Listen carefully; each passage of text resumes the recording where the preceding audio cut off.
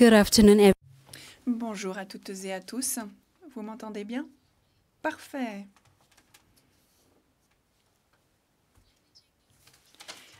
Aujourd'hui, j'aimerais vous accueillir et vous souhaiter la bienvenue à la table ronde de cette session de haut niveau. Je me réjouis de vous voir ici ou en ligne. Et en tout cas, je salue notre directrice générale, Madame Okonjo-Iweala, qui est dans la salle. Merci, Madame, d'être ici. Je vous remercie d'avoir pris le temps d'être venu à cette conversation très importante où nous traiterons de politiques internes ou accès au marché, quid de critères le plus important pour ouvrir de nouvelles possibilités commerciales. Je m'appelle Princess Poskas, je suis économiste au département de la stabilité financière à la Banque centrale du Botswana. Je travaille à la banque depuis 12 ans. Je travaille à la mise en œuvre et à la formulation des politiques monétaires et je suis aussi membre d'un groupement de jeunes économistes africains et j'étais présente au premier forum public en 2022. C'est donc la troisième fois que je viens à un forum public et je commence par poser une question toute simple. Je me souviens quand Madame Okonjo-Iweala m'avait dit « Jeune fille, vous voyez comment c'est important de poser une question intelligente ?» Cela m'a ouvert beaucoup de possibilités dans le domaine du commerce que d'avoir ce bagage. Je vais maintenant présenter mes conférenciers de renom qui m'accompagnent. À ma droite, j'ai Madame Nonye Ayeni du Conseil de promotion des exportations du Nigeria qui a reformulé l'exportation pétrolière du Nigeria, ce qui a permis une diversification du panorama d'exportation du Nigeria. Bienvenue. Puis, j'ai Monsieur Soumanta Chowdhury et j'ai l'honneur de vous saluer, monsieur. Vous êtes expert international, doté de 20 années d'expérience. Vous avez également de longues années de fonctionnariat. Vous êtes actuellement conseiller principal pour la politique commerciale internationale à la Confédération de l'industrie indienne, à savoir la chambre qui chapeaute les industries en Inde. J'ai le grand plaisir de présenter David Luke, professeur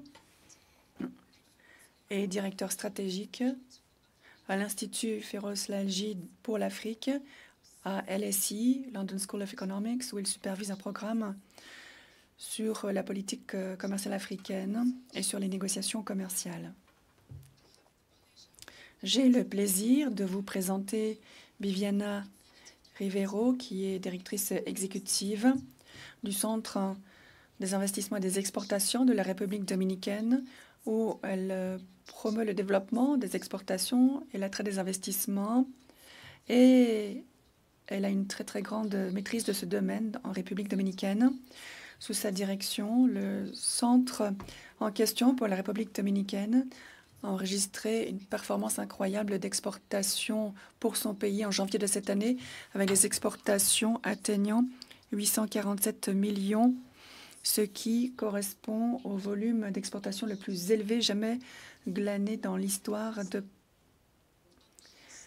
Pro-Dominicana et de la République dominicaine. Enfin, je salue Tania Tevenoa, qui est avocate en chef au Conseil du commerce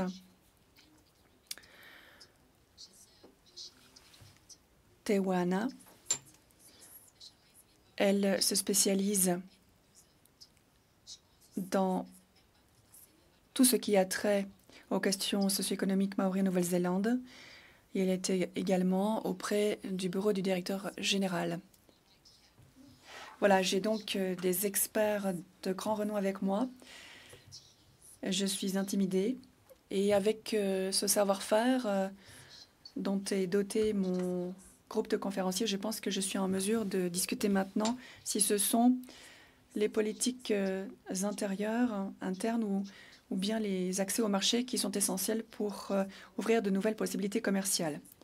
Auparavant, pour l'accès au marché, j'aimerais signaler qu'il est important pour toute entreprise souhaitant pénétrer un nouveau marché que d'avoir une réduction des obstacles comme les droits de douane, les contingents, les obstacles réglementaires, ce qui peut notablement réduire le coût d'exportation des marchandises et services. Il y a plus d'accès au marché. Ça veut dire que les entreprises sont en concurrence de façon plus efficace sur la scène mondiale. Cela promeut la croissance et l'innovation. Selon les recherches de la Banque mondiale, les pays en développement, pour chaque journée de retard de traitement des exportations à cause de trop grosse bureaucratie, peut réduire de 1% les revenus et les coûts commerciaux encourus par ces exigences bureaucratiques peuvent être équivalents à des tarifs d'environ 5% à 25%. Cet effet est particulièrement notable pour les marchandises sensibles autant comme dans le domaine agricole. D'un autre côté, nous avons également l'efficacité des politiques nationales, qui est toute particulièrement importante pour avoir un environnement favorable aux échanges commerciaux, car un régime commercial mal administré peut provoquer des coûts qui, à leur tour, sont un obstacle à l'entrée sur les marchés mondiaux. Les études nous montrent que les entreprises africaines font face à des coûts du commerce qui sont près de 20% plus élevés que si les politiques étaient plus efficaces. Par ailleurs, ces mêmes études montrent que si on pouvait réduire ces coûts à travers des réformes politiques, on pourrait améliorer le PIB africain à hauteur de 1 à 3% chaque année. Cela souligne à quel point il est urgent d'entreprendre des réformes politiques visant à réduire les coûts commerciaux, ce qui permettrait d'accroître l'intégration de l'Afrique sur les marchés mondiaux et libérer le potentiel de l'économie, y compris à travers davantage d'échanges commerciaux, favorisant la croissance économique générale. Je vais maintenant donner la parole à nos invités pour avoir leur éclairage sur ce sujet. Soumanta, je vous donne la parole pour commencer. Merci, Princess.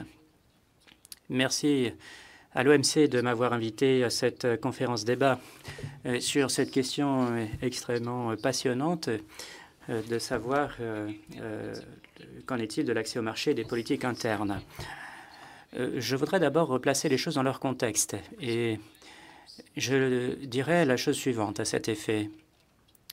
Pourquoi ce sujet a-t-il pris de plus en plus d'importance?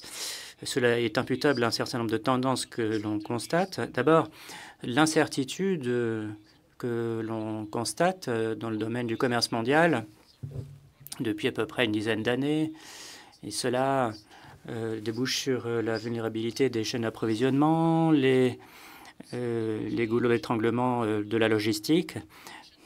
Et cela a des répercussions aussi bien sur les schémas de production que sur le fait d'avoir besoin de plus de résilience dans la chaîne d'approvisionnement et plus de diversification. Cela est une tendance que l'on constate pour plein de raisons. Deuxième élément, les technologies de rupture. Non pas connotées négativement, mais ce sont des technologies qui ont bouleversé la manière dont la production se fait et les échanges commerciaux se font.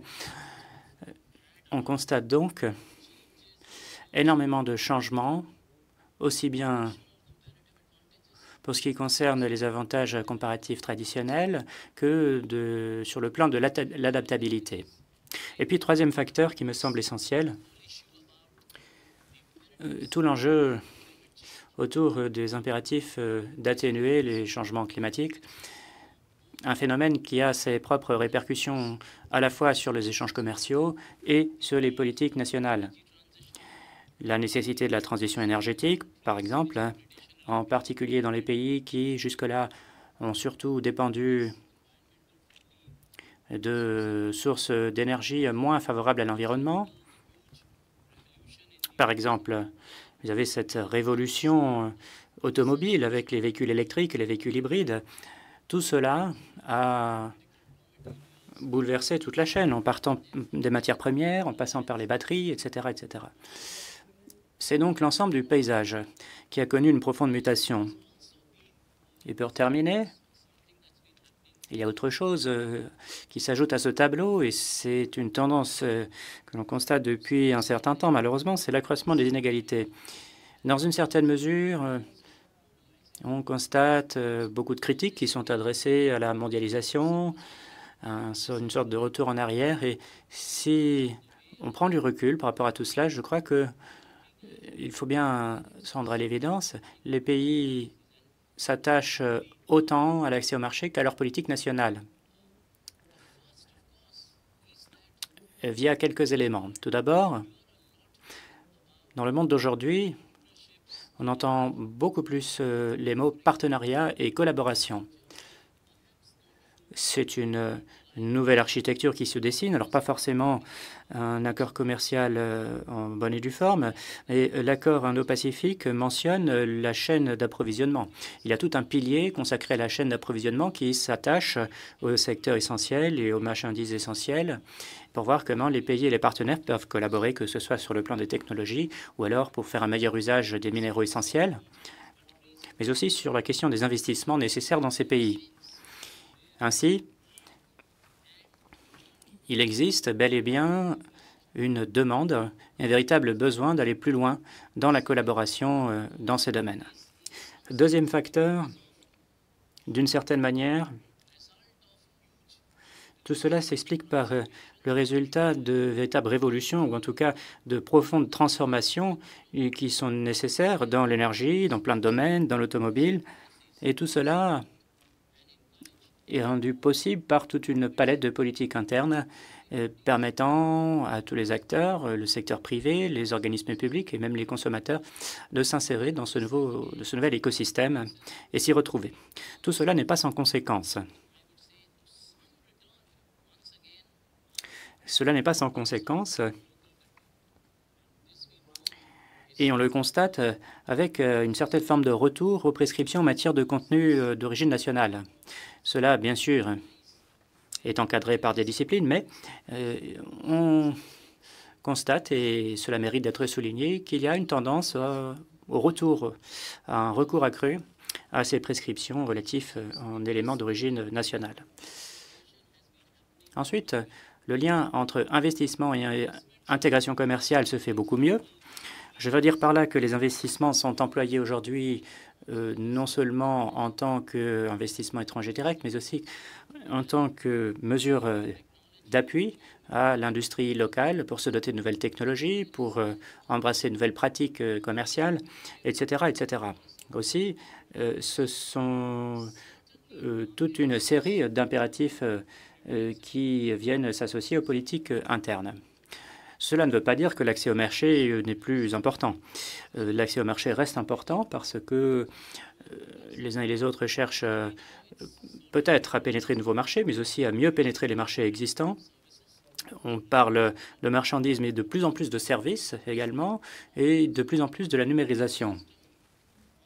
Cela a ouvert la porte à tout un écosystème de politique nationale favorable au commerce numérique. On constate de plus en plus qu'une grande partie des flux commerciaux émanent désormais des chaînes de valeur mondiales et régionales. Et là, l'accès au marché, les accords commerciaux préférentiels notamment, ont un rôle important à jouer, aussi bien sur le plan des importations et des exportations que sur le plan des investissements. Cela me semble être une tendance appelée à s'accentuer. Pour résumer, ces deux éléments sont complémentaires, assurément. Ce sont deux facettes qui doivent se renforcer mutuellement et l'on peut s'attendre à ce que l'on s'achemine dans une direction où il y aura peut-être un certain écart entre ce que vous pouvez faire au niveau national et ce que vous pouvez faire au sein des instances internationales. Mais je pense que ce sont quand même deux éléments qui doivent être gérés de manière cohérente l'un par rapport à l'autre pour qu'ils se renforcent mutuellement. Je vous remercie, Sumanta, de nous avoir livré votre éclairage approfondi. Je me rappelle qu'on nous disait l'autre jour qu'il était important de maintenir les chaînes d'approvisionnement. Et lorsque vous parlez partenariat et collaboration, ce que l'on constate, c'est que la plupart des pays africains disposent de minéraux essentiels, Mais bon, le problème, c'est qu'on se contente de les extraire, les envoyer vers peut-être des pays en développement, et lorsque cela revient dans le pays, c'est plus cher. Donc, ce qui est nécessaire, c'est de construire une industrie nationale, et c'est ce qui ramène à la question de la diversification des pays producteurs. Madame Nonier, c'est à vous. Bonjour à tous. Bonjour à tous. Merci, Princess. Et je remercie tout particulièrement la directrice générale, Madame Ngozi, et mes collègues assis à la tribune, mesdames et messieurs. C'est pour moi un privilège et un honneur d'être assise à cette tribune, et je remercie l'OMC de m'y avoir invité. La question qui nous réunit aujourd'hui est des plus intéressantes, effectivement, car aujourd'hui, plus que jamais, nos pays sont intégrés les uns aux autres. Le monde est un véritable village planétaire. Et nous ne sommes pas sans savoir non plus que les ressources ne sont pas réparties équitablement entre pays. Et cela pousse les pays à se tourner vers le commerce comme moyen de développer leur économie. Il existe à cela des restrictions, des obstacles tarifaires et non tarifaires qui se dressent sur la voie de cette augmentation des échanges commerciaux. L'OMC a toujours tenu un discours disant qu'il fallait réduire ces restrictions, en disant que le commerce devrait être plus simple, plus facile à faire, avec moins de restrictions, car les restrictions sont une entrave aux échanges commerciaux, une entrave à l'accès au marché. Une fois que tout cela est dit, l'accès au marché, comme nous le savons tous, c'est le fait que des marchandises et des services puissent entrer dans un pays, dans un continent. Il faut pour cela que des réglementations internationales cassent les barrières, les obstacles qui peuvent être tarifaires et non tarifaires, ou encore s'attaquent aux procédures qui peuvent être parfois beaucoup trop lourdes avec des exigences de documentation trop complexes. Il y a également la question des normes de qualité des produits et services qui entrent dans un pays. Qu'est-ce que c'est qu'une norme? Comment sont faites les normes? Est-ce que les normes sont conformes aux normes internationales? Il y a toute la question des questions sanitaires et phytosanitaires. Et lorsque l'on prend du recul, on constate que tous ces éléments obéissent à la même logique. Ce sont tous des éléments mis en place par les politiques nationales.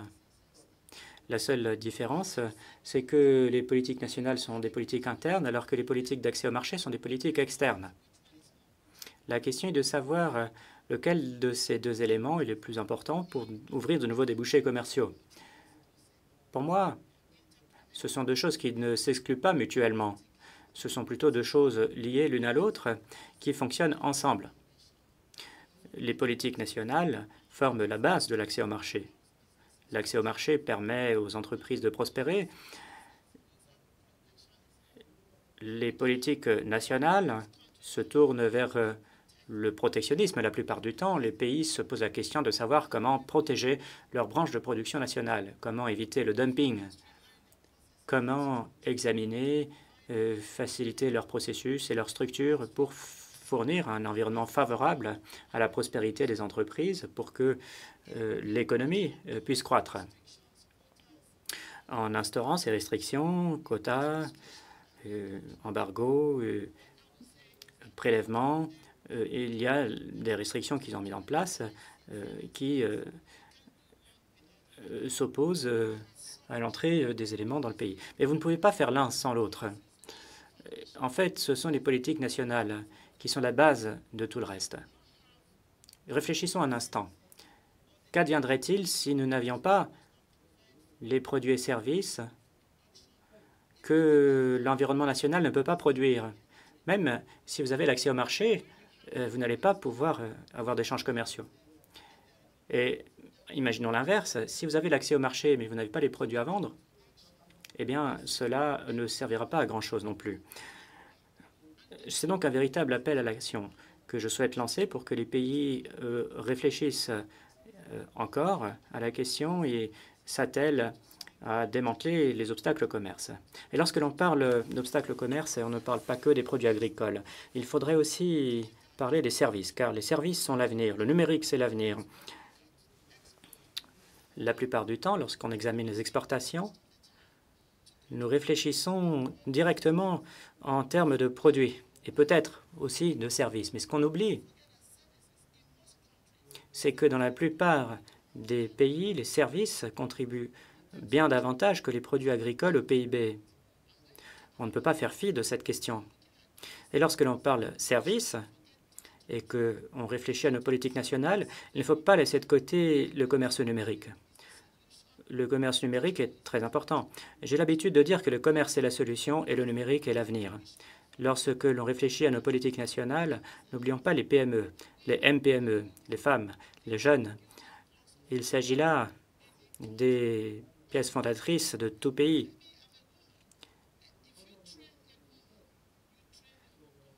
Si vous formez une femme, c'est l'ensemble d'une communauté que vous allez former. Et lorsque vous formez la communauté, vous formez la nation. Donc, tout ce que vous faites en matière de politique nationale, vous devez le faire en tenant compte des femmes et des jeunes, mais aussi des personnes ayant des besoins particuliers. Si nous voulons que tout un chacun puisse s'épanouir et qu'on puisse tirer parti de tout le potentiel commercial, eh bien, les politiques nationales et l'accès au marché sont deux choses qui doivent fonctionner ensemble. J'invite donc les pays à réfléchir à leur politique nationale pour s'aligner sur les tendances mondiales et élaborer des politiques favorisant un environnement permettant au secteur de production qui produisent des biens et des services de le faire en produisant des éléments de qualité conformes aux normes. Et les restrictions d'accès au marché devraient être traitées, supprimées, pour que ces biens et ces services puissent parvenir là où ils sont censés arriver. Et je pense que toutes les économies, tous les pays verront une amélioration de leurs échanges commerciaux et de l'état de leurs économies. Merci beaucoup, Madame Noyer.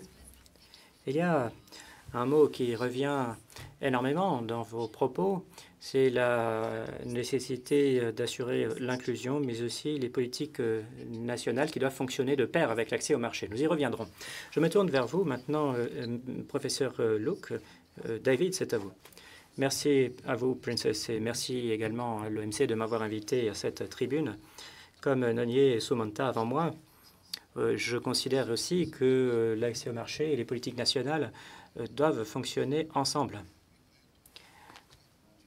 Ces deux éléments sont nécessaires pour bénéficier des débouchés commerciaux. J'ai publié un livre sur le commerce en Afrique et dans un des derniers chapitres, je disais que lorsqu'on examine le commerce des pays africains, l'essentiel de ces échanges se fait sur la base d'accès au marché préférentiel. On peut en conclure que l'accès au marché n'est pas le problème principal pour les pays africains, en tout cas dans la mesure où ils disposent de ces accords préférentiels. Là où le bât blesse, c'est plutôt sur les crêtes tarifaires, les escalades tarifaires. Par exemple, prenez la chaîne de valeur de la noix de coco, plutôt du cacao. Qui donne en bout de chaîne le chocolat. Il y a un certain nombre d'obstacles qui se dressent dans cette chaîne d'approvisionnement et qui posent problème aux pays africains. Ensuite, il y a toute la problématique de la sécurité alimentaire, toute la problématique des normes qui étouffent d'une certaine manière et limitent, contraignent les pays africains dans leur capacité à tirer parti de l'accès au marché dont ils disposent bel et bien.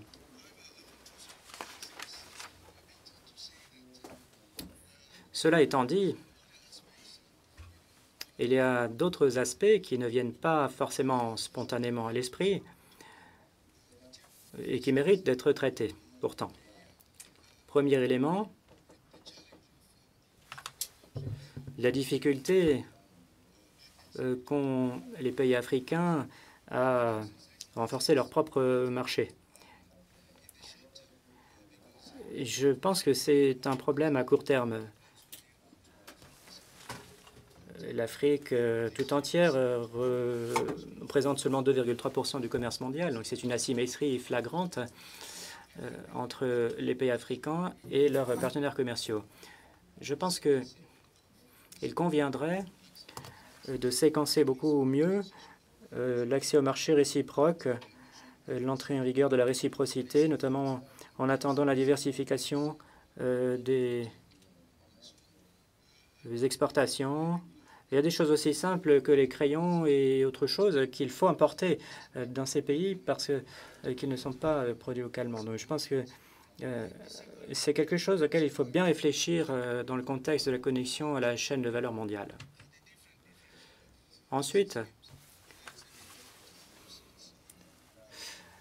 l'accès au marché préférentiel se fait de différentes manières, que ce soit par le GSP, l'AGOA ou des partenariats sur mesure. Eh bien, tous ces dispositifs présentent des critères d'éligibilité différents, des conditions réglementaires différentes également. Et cela représente une difficulté à l'échelle du continent africain qui, lui, essaye d'aller vers une convergence réglementaire. Il est difficile de s'aligner sur ces différentes conditions d'accès au marché. Cela sape les efforts déployés en Afrique dans le sens de l'intégration économique.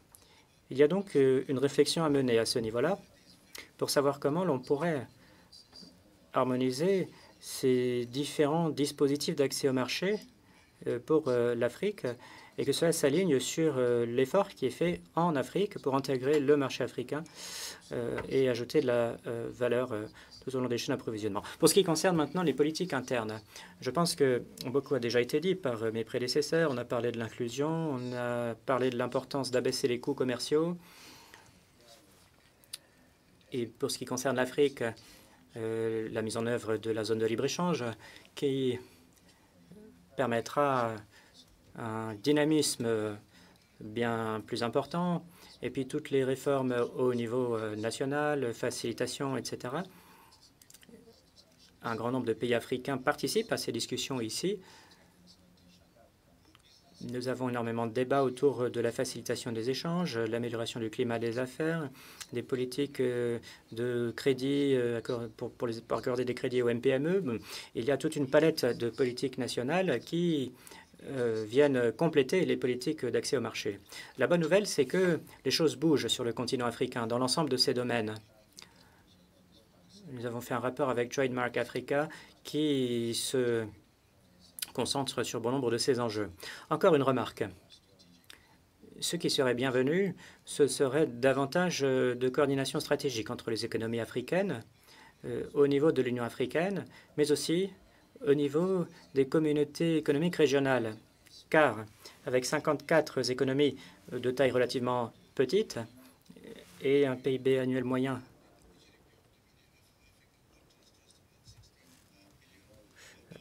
d'à peu près 16 milliards de dollars seulement, eh bien, je crois que les pays africains doivent mieux se coordonner dans le contexte des négociations commerciales, de toutes ces discussions. Cela me semble essentiel, sans quoi le risque est de se faire doubler dans les discussions et continuer à se heurter à ces problèmes, l'escalade tarifaire, les crêtes tarifaires, comme je l'ai déjà mentionné. Donc, plus de coordination entre pays africains serait bienvenue. Mais dans les grandes lignes, je suis tout à fait d'accord avec ce qu'ont dit mes préopinants et je suis certain que mes collègues qui vont prendre la parole après moi abonderont dans le même sens. Merci beaucoup. Donc, je retiens que nous ne pouvons pas travailler chacun de son côté, indépendamment des autres, et que les économies africaines devraient toutes œuvrer ensemble en faveur d'un objectif. Madame Madame Viviana Ribeiro. Bonjour à tous. Merci de cette invitation. Merci à vous, Dr Ngozi, d'être avec nous aujourd'hui. Pour moi, en tant que conférencière et pour mon pays, j'en suis très honoré.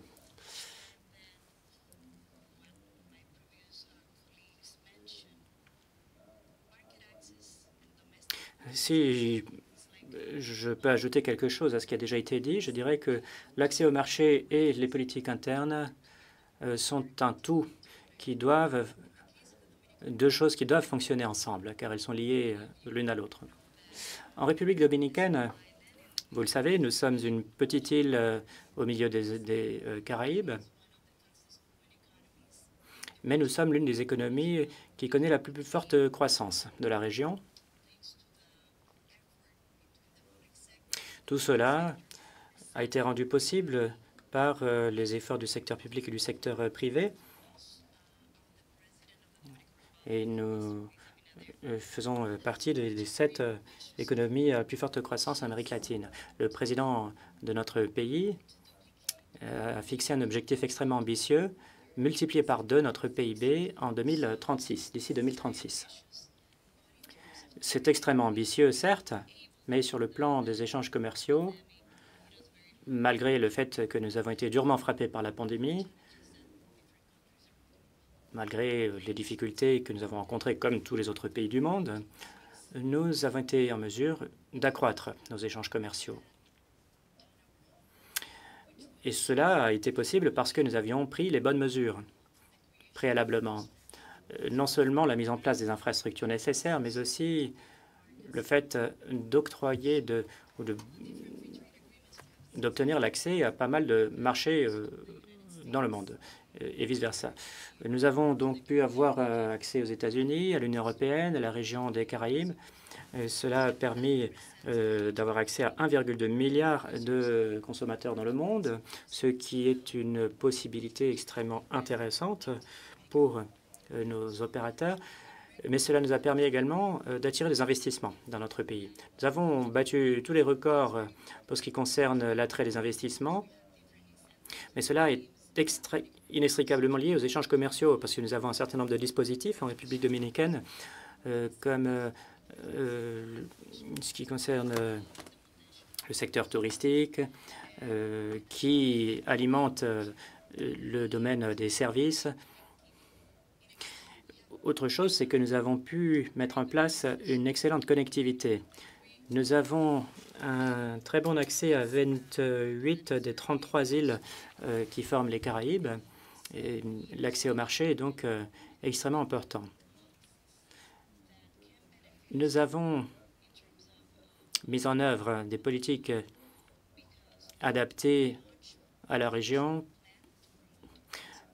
Nous avons en effet mis en place un plan national de promotion des exportations ou encore une stratégie nationale visant à accroître nos capacités en matière de services modernes et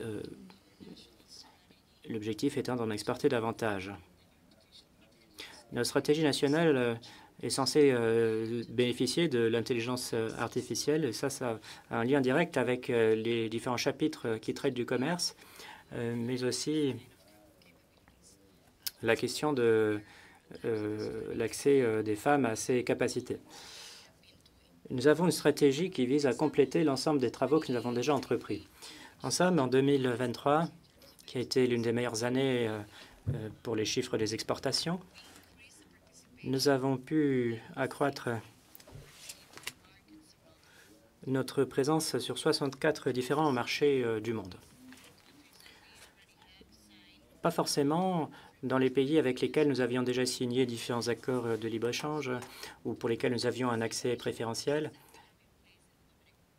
Mais cela est plutôt dû aux mesures de facilitation que nous avons prises en République dominicaine. Ce qui veut dire que nous avons pris toute une palette de mesures, nous sommes dotés de toute une palette d'outils pour tirer parti de l'économie numérique. Nous avons une plateforme qui s'appelle Pro Intelligentsia qui permet d'accéder à un marché de données gratuitement. Nous avons une bonne connectivité pour mettre en rapport les acheteurs, les exportateurs, les producteurs. Et puis, nous avons mis en place un régime spécial pour qu'il y ait davantage de femmes participant au commerce international. Et d'ailleurs, nous sortons la 5e édition de cette étude. Si effectivement nous ne mesurons pas les mesures prises, nous ne pouvons pas créer ce qu'il convient pour remédier aux défis. Si nous prenons la thématique des femmes et des jeunes dans notre région, nous avons développé des fonds spécifiquement alloués aux femmes. Et il faut savoir que la plupart des acheteurs en République dominicaine ont un programme spécifique pour les entrepreneuses, que ce soit pour les services ou pour les marchandises. Donc, je dirais que d'abord, ce qu'il faut, c'est vraiment nouer des liens avec le secteur privé, travailler avec eux, écouter leurs besoins, travailler collectivement pour ensemble relever les défis. C'est ça vraiment qui a été la clé du succès en République dominicaine. Il convient aussi de faire un suivi et de retracer périodiquement les conséquences des politiques que nous mettons en œuvre et devrait octroyer un accès et à obtenir des accords de libre-échange. Nous avons des possibilités en Asie, en Afrique, en Amérique du Sud, par exemple, grâce à ces ouverts accords. Et je dirais que c'est constamment ce fait de repenser la façon de faire, de revoir et corriger ce qui peut être fait, qui va permettre de débloquer les opportunités pour encore augmenter les possibilités commerciales. Merci. Merci. Ce que j'ai vraiment noté, c'est combien il est important de consulter les parties prenantes, à savoir les milieux d'affaires. C'est ce que vous faites quand vous formulez les politiques. Et je vois que la croissance des services, on y reviendra. Tania, je vous en prie. Merci beaucoup, Princess. Des salutations sont données en langue maori. Anō hoki ki tēnei whare whakaruru hau i a tātou, tū mai rā, tū mai rā.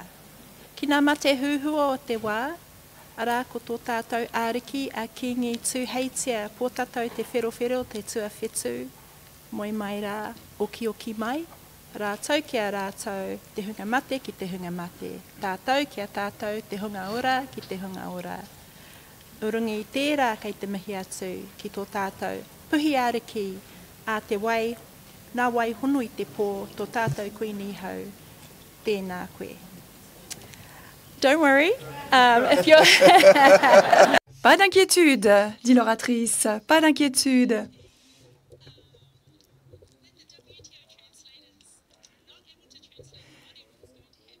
Je suppose que les interprètes de l'OMC sont mal pris. Mais vous voyez, je peux aussi parler la langue anglaise. Ah, vous nous avez piégés. I am here. Voilà. Je suis là pour m'exprimer en tant que personne qui vous donne le point de vue des Autochtones. Donc, c'est vraiment essentiel pour moi de commencer mon propos en faisant les hommages qu'il convient au début de mon propos, ce que j'ai fait. Et je tiens aussi, comme mes préopinants, à remercier l'OMC, la directrice générale, son équipe incroyable, notamment Javier. Merci de m'avoir invité, moi certes, au panel. Et notre groupe consultatif civil, mais d'avoir invité cette diversité de voix cette fois-ci au Forum public de l'OMC. Donc, je tiens à vous remercier tout spécialement pour cela.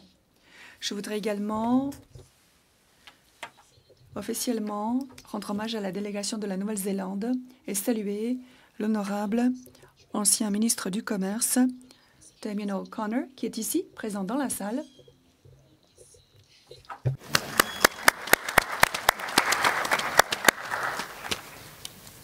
New Zealand.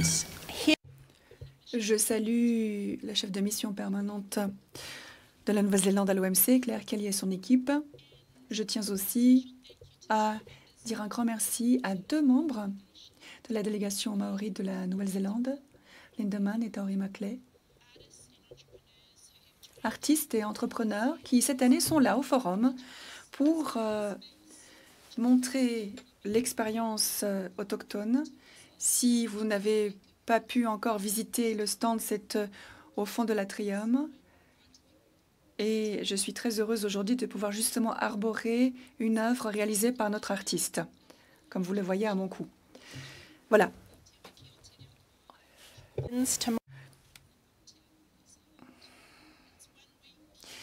Demain, en Nouvelle-Zélande, nous célébrons notre possibilité d'autodétermination grâce à notre langue à nous. Cela fait 52 ans que la position de la langue maori a été présentée au Parlement néo-zélandais en 1972. Cette année, le thème c'est Ake Ake Ake, ce qui veut dire pour toujours notre reconnaissance pour notre mouvement pour avoir enduré l'autodétermination. Ça s'applique à notre langue, mais ça s'applique aussi à notre culture et à nos valeurs telles qu'exprimées par notre thème d'aujourd'hui, le commerce et le développement inclusif.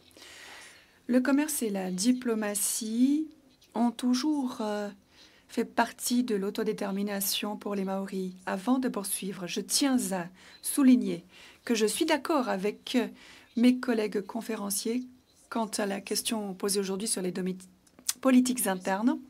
Première chose donc. Et j'aimerais expliquer pourquoi, et ce, en vous donnant la perspective autochtone. Le commerce et la diplomatie ont toujours fait partie intégrante de notre façon d'être, nous, Maoris. Nous avons des proverbes anciens qui célèbrent l'importance du développement pour un bien-être global. Par exemple, de ma propre tribu, nous avons plusieurs proverbes. Un oiseau a besoin d'ailes pour voler. Cela souligne que nous ne pouvons atteindre nos objectifs de développement sans les ressources nécessaires ni l'infrastructure utile pour ce faire. Dans le contexte des questions qui entourent la pertinence actuelle de la mondialisation, du multilatéralisme, je me sens guidée par les propos de notre ancien roi Maori, qui est malheureusement décédé il y a peu, dont je cite le nom en maori. Et il a dit il y a 3 semaines, le 22 août, lors de sa dernière allocution publique, l'unité, l'action collective par rapport aux défis d'aujourd'hui, c'est la réponse. Il a dit, et je cite, « Continuons ensemble à agir alors que nous essuyons une tempête. Ne nous inquiétons pas, a-t-il dit. Dans cette tourmente, nous sommes forts ensemble. Le vent dans nos voiles est appelé unité et grâce à cela, nous atteindrons notre destination. » Kutaitanga, c'est une notion qui amène à évoquer les externalités, mais nous insistons sur le fait qu'il faut travailler sur ce bateau ensemble, collectivement, pour ensemble atteindre notre but. Et notre roi nous rappelait que nous devons accueillir autrui en notre sein. Et selon notre roi, nous voyons que les valeurs maoris nous demandent d'être des bâtisseurs de liens. Et c'est cela qui est dans notre ADN. Nos ancêtres avaient pour coutume de forger des chemins au long de natures difficiles pour permettre l'avancement de l'humanité pour le commerce et pour la diplomatie. De ces chemins tracés dans l'environnement et dans les voies navigables, nous avons pu voir depuis comment le monde évolue et nous pouvons voir aujourd'hui que nous sommes sur le bon chemin. Parfois, à l'OMC, oui, nous pouvons sentir que quelque chose ne va pas tout à fait bien et c'est un courant sous-jacent, si vous voulez, un courant de profondeur, parce qu'il y a méfiance qui n'a pas permis à tous de s'élever ensemble jusqu'à la même marée. 82% de la richesse dans le monde est détenue par 1% de la population dans le monde. Mais le débat sur l'accès au marché et sur les politiques internes, quel est le critère le plus important? Pour moi, cette question n'est pas tout à fait correcte non plus, même si les données empiriques prouvent que les politiques promouvant une approche généralisée pour des communautés qui ont des besoins différents, ce n'est pas la meilleure façon de s'assurer que les avantages du commerce soient distribués également. L'histoire a montré que les politiques encourageant l'inégalité peuvent résulter d'accès au marché et de politiques internes Donc, nous en avons besoin de ces deux choses, mais aujourd'hui, elles ne sont pas complètement adaptées. Tania, puis-je vous demander de terminer bientôt votre propos, s'il vous plaît, car nous n'avons plus beaucoup de temps. Oui.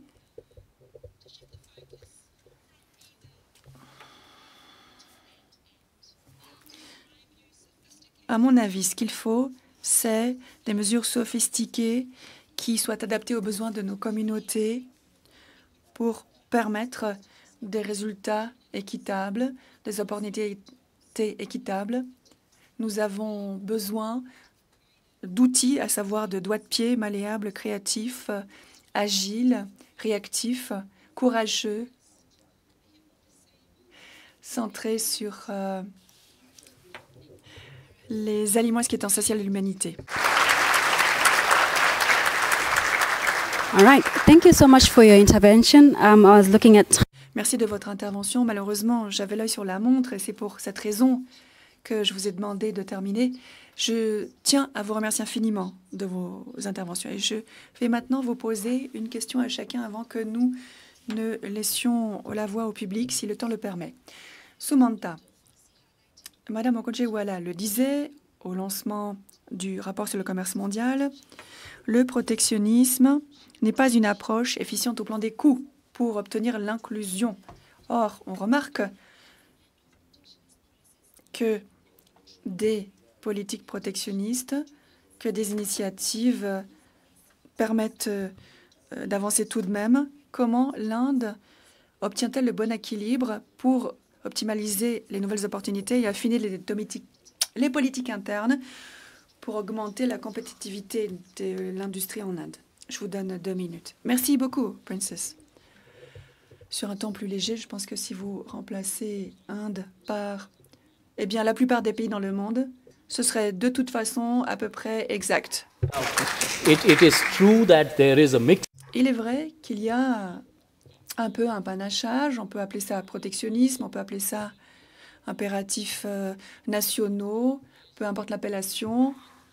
De toute façon, il y a un panachage. Alors, comment est-ce que l'Inde obtient le bon équilibre? Je vais prendre quelques exemples. Avant tout, nous avons la compétitivité nationale. Si vous n'améliorez pas votre compétitivité nationale, ni l'économie nationale, ni l'accès au marché ne va fonctionner. Et il y a 3 ou 4 principes cardinaux, mais on va citer bien sûr la facilité de faire des affaires, la numérisation du commerce, la numérisation des interfaces publiques, la simplification, les interfaces de simplification. Première chose. Deuxième chose, la logistique et l'infrastructure. Et là, nous avons une politique nationale d'infrastructure et de logistique. Nous avons toutes sortes de politiques pour veiller à ce que, quant au coût du commerce et des délais, ils soient fortement réduits. Troisièmement, vu l'importance de la numérisation de l'économie, vous avez une innovation dont je parlais, le réseau ouvert pour le commerce numérique, au NDC en anglais. C'est une plateforme d'accès ouvert qui permettrait même aux petits détaillants de vendre leurs produits. Car souvent, il existe dans les systèmes des obstacles pour les petits commerçants face aux grands commerçants. D'un autre côté, il est aussi important que l'on s'occupe de l'investissement. Le commerce et l'investissement vont de pair, je le disais, et donc l'investissement étranger direct pour aider à édifier la production locale, l'outiller, l'augmenter, apporter la technologie, puis l'utiliser pour exporter. C'est ce qui doit arriver et c'est vrai pour plusieurs secteurs. Par exemple, le secteur automobile en Inde où récemment, l'iPhone 16 Apple est assemblé depuis l'Inde. C'est un exemple assez unique montrant que les IED sont utilisés de certaines façons pour parvenir aux 2 objectifs et avec des exportations de 10 milliards de dollars depuis le dernier exercice financier. Autre chose, au niveau de l'accès au marché, bien sûr, vous avez un panachage. Vous avez les accords commerciaux de type classique, marchandises-services. Vous avez accords de nouvelle génération qui touchent de nouvelle génération, commerce numérique, développement durable, etc. Et je prendrai quelques exemples pour montrer, pourquoi les droits de douane, et le professeur Luc en parlait, correspondent parfois à la progressivité des droits aux crédits tarifaires, mais je dirais que via l'accès au marché, on réussira à traiter de ces problèmes pour les marchandises et des problèmes réglementaires pour les services. Par exemple, on connaît la force de l'industrie pharmaceutique en Inde. Dans la plupart de nos accords commerciaux aujourd'hui, nous incluons justement ce que l'on appelle l'annexe sur l'industrie pharmaceutique avec des homologations réglementaires rendues plus faciles du côté des deux parties à l'accord. Au niveau des services, certes, c'est important d'obtenir des engagements, mais c'est aussi beaucoup plus important d'obtenir la réglementation en place. De plus en plus en Inde, je vous donne des exemples. Nous le savons, la réglementation intérieure est essentielle. Un grand nombre de services, notamment les services professionnels, ont besoin de ces disciplines pour les licences, les qualifications, la reconnaissance des certifications. Et vous avez des clauses qui traitent de cela directement, sous forme d'annexe ou sous forme de discipline, permettant des licences temporaires pour la pratique, par exemple. Troisième domaine, de plus en plus, vous avez beaucoup d'étudiants qui vont à l'étranger et qui sont mobiles, qui se déplacent d'un pays à l'autre. Peut-on les utiliser afin de combiner les études et les visas de travail? Dans le cas de l'Australie, cela a été fait. Voilà. Il faut autant des approches novatrices dans le regard porté sur l'accès au marché et il faut aussi traiter du soutien en interne qui va vous aider. Et je parviens à la même conclusion. Nous essayons d'obtenir le bon équilibre pour qu'autant les impératifs nationaux, quelqu'un parlait d'inclusion, et dans un pays de la taille de l'Inde, c'est une énorme difficulté en soi. C'est pourquoi tout ceci doit être vu sous l'angle de l'inclusivité. Merci. Merci beaucoup, Sumanta, pour votre explication détaillée. On va changer de tableau, Nonia, étant donné ce qui a exacerbé les vulnérabilités, donc les tensions géopolitiques. On pense surtout au choc pour les pays qui exportent des produits de base. Qu'a fait le Nigeria pour réussir à soutenir l'intégration des petites et moyennes entreprises, surtout dans le secteur hors pétrolier, sur les marchés internationaux? Merci pour votre question, Princess. Oui, on le sait, il y a eu des crises, des tensions géopolitiques, la Covid, qui a beaucoup perturbé la guerre Russie-Ukraine, qui affecte nos chaînes d'approvisionnement, qui a augmenté les prix des produits de base dans le monde. Il y a une kyrielle de phénomènes aujourd'hui, mais je pense que dans un défi, vous trouverez toujours une opportunité. C'est pourquoi le Nigeria a formulé toutes sortes d'initiatives. En voici quelques-unes. Des politiques novatrices qui nous ont aussi aidés de être un acteur sur le marché mondial. Premièrement, je veux parler du comité d'autonomisation du commerce présidentiel avec une structure et des organes.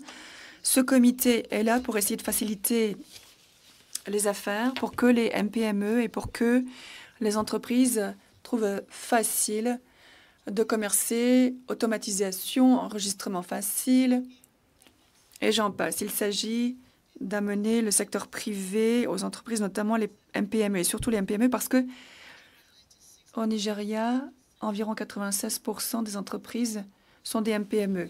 Comment fournir un environnement propice pour que ces MPME fassent affaire, fassent des transactions, exportent?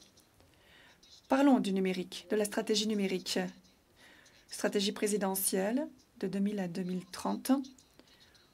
On ne cesse d'avoir sur les lèvres le mot de numérique qui serait l'avenir. Oui, Nous l'avons reconnu, le Nigeria a donc des initiatives visant à renforcer les capacités dans différents segments.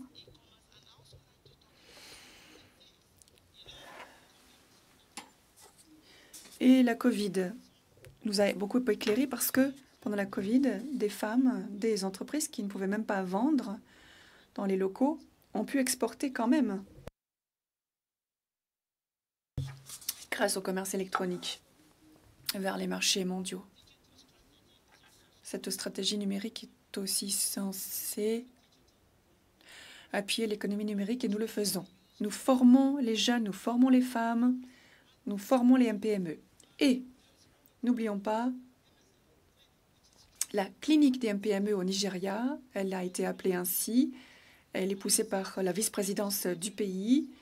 Plusieurs pôles mode, pôles technologiques sont créés, rassemblant jeunes et femmes. Et la liste est longue. Je voudrais évoquer la facilitation des échanges commerciaux, qui correspond à beaucoup d'initiatives. Cela relève de mon ministère. Et l'honorable ministre du Commerce, de l'Industrie et de l'Investissement s'en occupe. Et il y a énormément de projets. Nous venons de lancer un projet de port uniquement dédié aux exportations pour aider les MPME à s'en sortir de ces problèmes de logistique, à sortir de l'alourdissement des procédures douanières. Et donc, c'est un port uniquement pour les exportations. Et puis, on réduit les difficultés de logistique.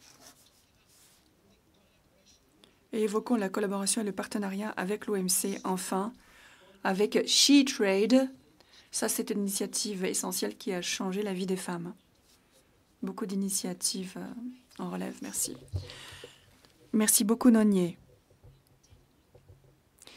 David Luke, d'après le rapport sur l'Afrique, les pays africains commercent plus en dehors du continent que les uns avec les autres.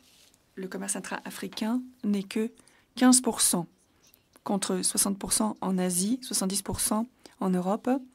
Donc, pouvez-vous mentionner au moins 2 facteurs expliquant que les pays africains ne peuvent commercer plus les uns avec les autres?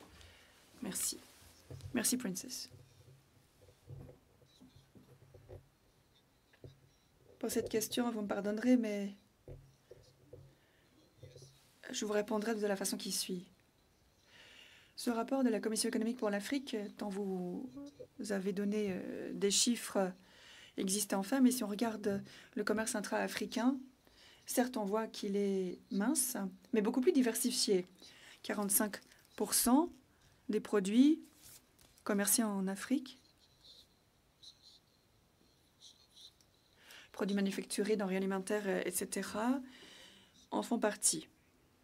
Si on apporte aussi le commerce intra-africain informel, on se rend compte que ça représenterait entre 17 et 38% du commerce entre pays africains limitrophes.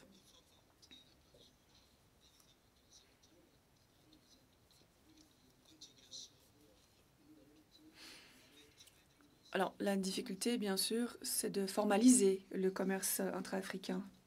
C'est pourquoi vous avez des initiatives comme la zone continentale de libre-échange africaine. La ZLECAf, c'est un accord qui couvre les marchandises, les services. On en parlait dans la discussion. Cela couvre aussi le commerce numérique et quelques autres domaines. La mise en œuvre complète de cet accord est bien sûr essentielle pour que les avantages soient ressentis. Ils sont bien connus maintenant.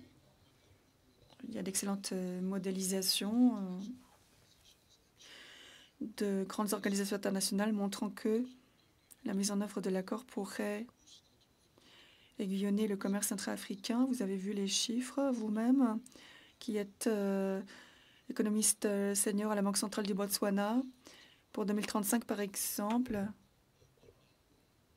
si on cite la modélisation de la Banque mondiale, on verrait un commerce intra-africain augmentant de jusqu'à 25%, n'est-ce pas? Ensuite, si la mise en œuvre s'accompagne d'efforts intenses de facilitation des échanges, ce qui a été mentionné, ce qui réduit les coûts du commerce, les réformes douanières, etc., les avantages pourraient être encore supérieurs et cette modélisation montre que pourrait y avoir un coup de pouce important pour les fabricants et aussi pour les commerçants de services. Donc oui, le commerce intra-africain est de petite taille par comparaison à d'autres régions, mais en fait, notre difficulté est de mettre en œuvre les outils que nous avons acceptés. C'est une réponse un peu plus complexe à une question simple.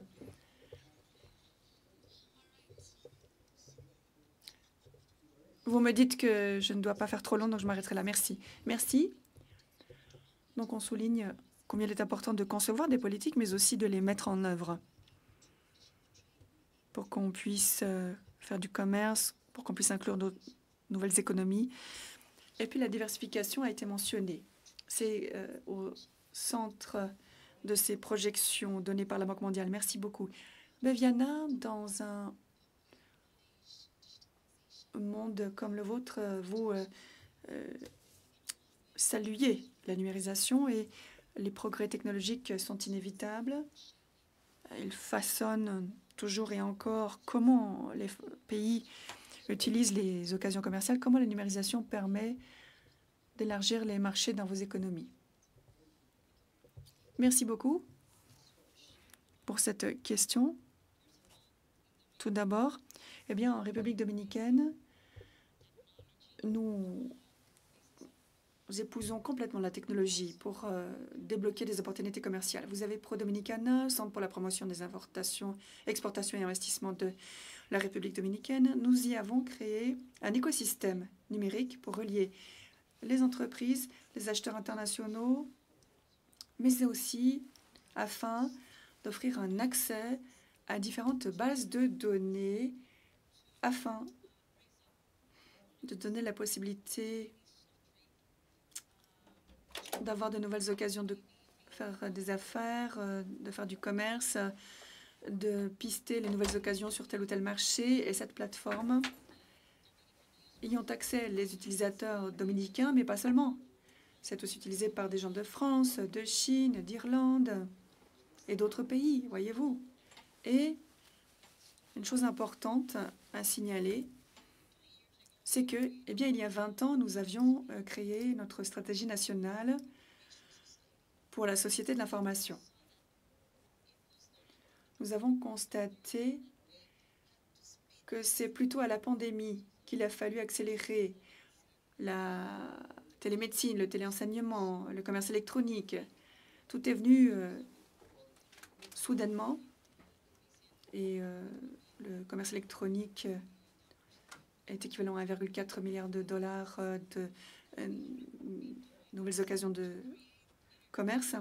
Nous avons souhaité créer un accès universel afin que, quelle que soit la taille d'une entreprise, notamment qu'elle soit petite ou moyenne, l'entreprise peut aujourd'hui évoluer dans le monde du numérique. À cela s'ajoute le fait que nous avons créé la stratégie pour les services modernes.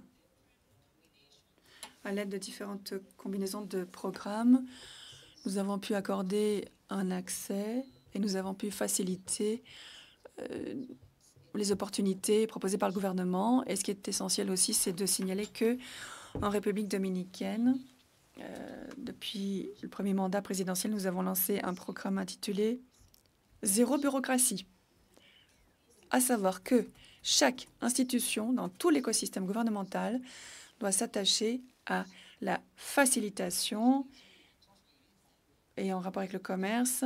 Par exemple, les marchandises qui arrivent au port dominicain sont débloquées en 24 heures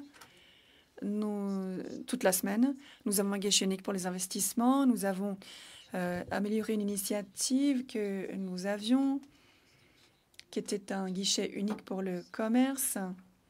Donc, vous voyez, actuellement, nous accordons un accès aux gens dans les différents territoires de la République dominicaine parce que c'est très asymétrique et inégal pour essayer justement de réduire les inégalités que nous avons dans notre pays et pour essayer de créer de nouvelles occasions d'accès aux débouchés commerciaux comme mécanisme pour créer la richesse dans les différentes communautés.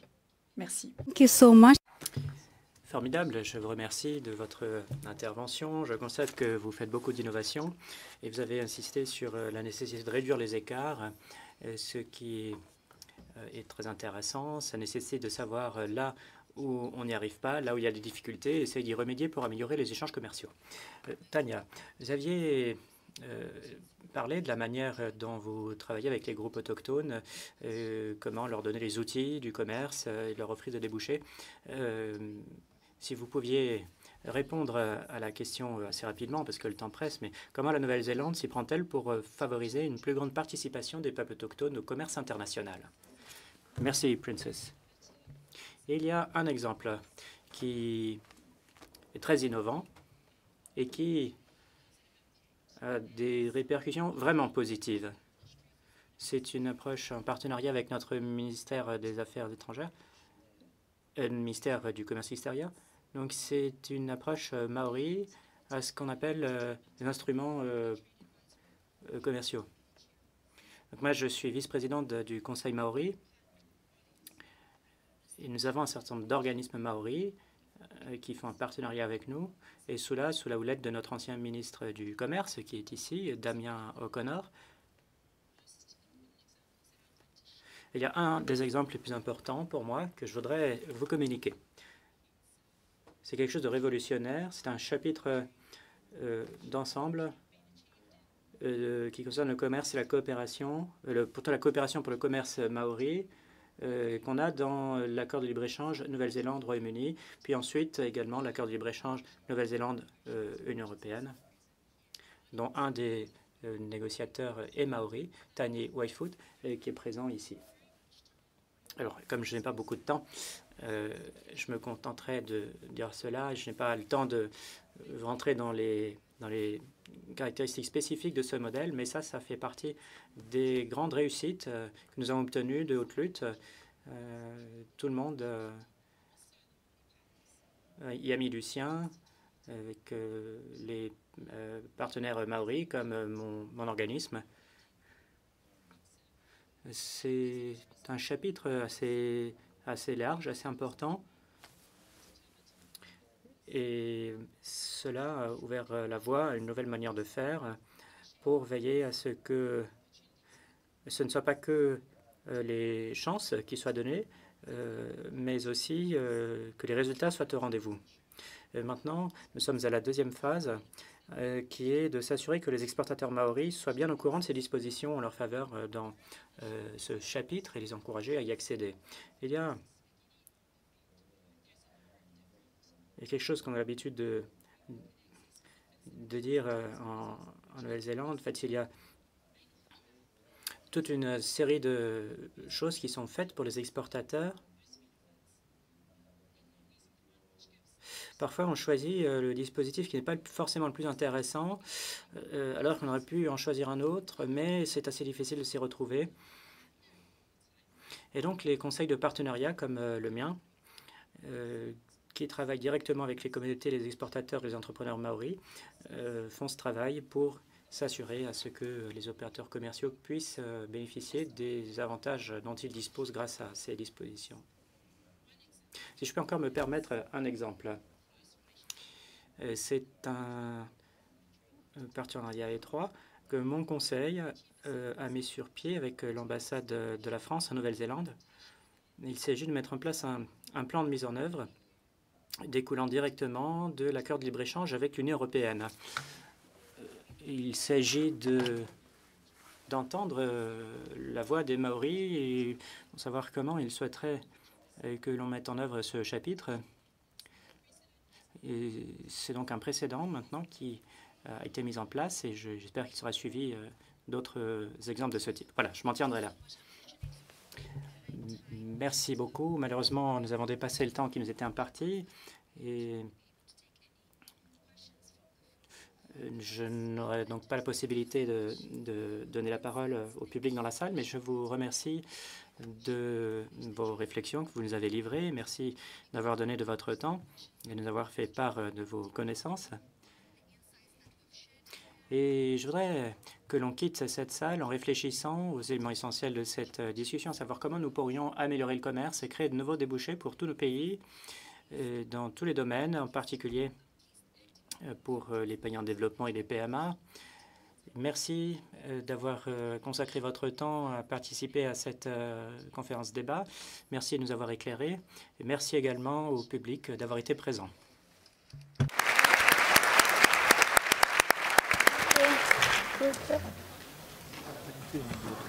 Mm.